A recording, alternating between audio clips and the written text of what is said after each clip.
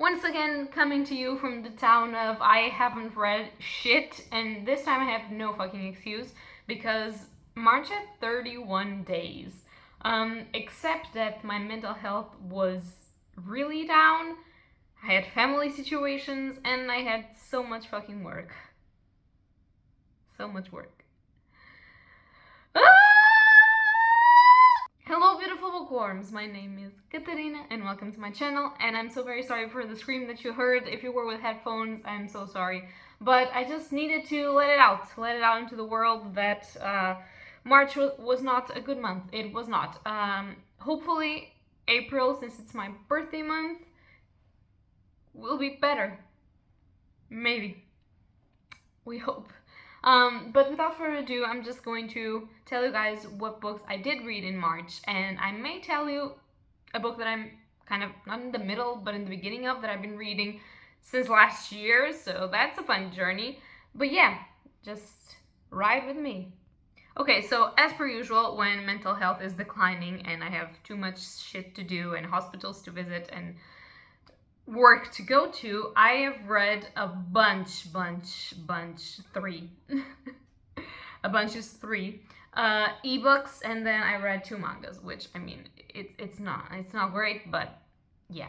So, the first thing that I've read this month was Heartsworn by Sia Patrick Core. I read the ebook of this, and this apparently, and very much so not only apparently, is a Beauty and the Beast retelling, but with smut and also with very dark thematics going on. I do want to point out that if you are triggered by sexual abuse, or if you are triggered in any way by mutilations or harmful intentions, manipulative behavior, killing of one's family, and such, maybe do not read this. However, it was very interesting. I was not expecting that. I was expecting it was going to be fun. I was not expecting that it was so interesting, even though the pacing was really fast and I didn't want to stop almost any time. And even though, like, it had some parts that I was kind of questioning myself, like, why is this here? It was incredibly interesting and I really like it. And apparently it's going to be a series about that specific place. And the second one was going to come out? Is going to come out? I don't know, but it's an indie author, it's an indie book, and it's a Beauty and the Beast retelling, which I love, that Disney movie, so it was fun. It was really fun. It was kind of dark, romancy, fantasy sort of thing, and it was enjoyable.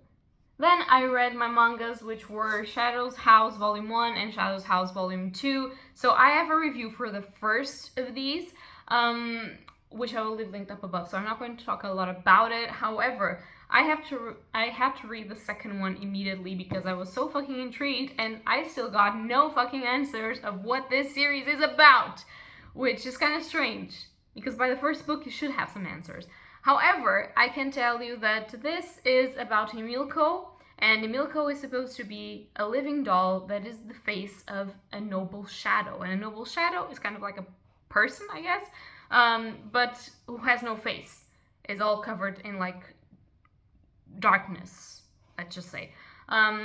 And the things that Emilko has to do, she kind of has to clean the darkness that emanates from her person, and she has to be able to debut in society with her person by being her face and by having similar expressions to the person, which is kind of strange because the other person doesn't have expressions.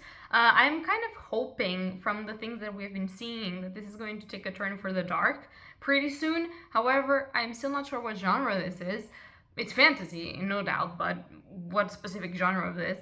But I really enjoyed it, and I think that if you want something really short and a little bit strange and kind of creepy sometimes, you should definitely pick Shadow's House. Then I joined the ARC team for Jagged Thorns by January James, and I know what you're thinking. What the fuck, are you reading a billionaire dark romance? I know. I normally hate the premises of billionaire romances, but this one was so fast-paced, and the love interest was so interesting, and the main character was just such a female badass. I don't know. I really enjoyed my time. I reviewed it on Goodreads on Amazon, but I haven't reviewed it here. I'm not sure if I'm going to do a specific video for that one, but I really liked it. It was incredibly fun. I mean, how fun can it be when you're just being the tour guide to an island and you get a car accident that was definitely made by our boss? You know, it's not that fun, but it's kind of fun. And the dark family secrets and all of the thing that is on like an island kind of reminds me of like, I don't know, it's just cute and not cute. Okay, it's just really cool. I don't know. I look like a schoolgirl. Okay, I liked it. I was not expecting to like it, but I did. That's it. That's all I'm going to say about this. And then I read the last book that I'm going to talk to you about. I know, it's only been 5 minutes. And that is Seed by Anya Alboron. Alboron. I don't know. I'm hoping I'm pronouncing this correctly. If I'm not, please tell me down below. But Seed is the story of this family. The mom, the dad, the 2 daughters, and one day they have like a car crash. Father thinks he saw something outside of the window in the night. And when they crash, the daughter starts to behave a little bit differently and erratic, and the father has seen this before in himself and thinks that it is a demon. And quite honestly, they tell you right up front that it is a fucking demon. However, when I was seeing the dedication to this book, Anya Alboron dedicates this book to her brother, and she says something along the lines of, who tried to fight his demons and didn't make it. So I'm actually thinking that all of this possession story is kind of a mental health story, a metaphor for mental health, because when you go through trauma, normally mental health is something that runs in the family, okay, quotation marks, because you have a lot of probabilities of having it if you have someone in the family through generations that had it. And just seeing this dad fighting with the fact that he might have passed something into his daughter, and that the thing wanted to take over their family and destroy their lives.